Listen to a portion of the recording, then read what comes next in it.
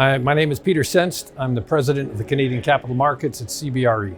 For those investors who have cash or the ability to go cash, to go ahead, invest today, and look for bond rates to come down in the next 1, 2, 3 years, refinance in a better market, I think there's going to be sensational opportunities.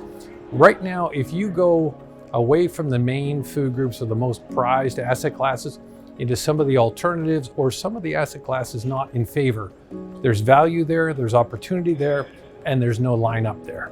Not so much recent policies, but government intervention is so significant in what we do. So what we hear a lot from capital around the world is why come to Canada if, for example, in apartments, rent control can suddenly be put into place. Something like that limits returns, creates a lot of uncertainty for investors, and it just doesn't happen in other parts of the world. We're still dealing with the aftermath of all the free capital that was put into the market, all the free cash flows that were put forward to support COVID, and we needed to do things. We needed to support the economy, but there was just too much money put forward, and we're now dealing with the impact of all that capital. So governments have a huge impact on every day and everything that we do.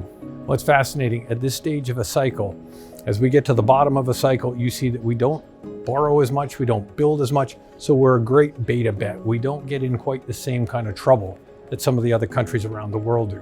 So at this time, when you look at our fundamentals, we're really looking at vacancy rates that are the tightest in North America in apartments, industrial, retail, even office. When you take out Alberta, we go from 18 to about 16%.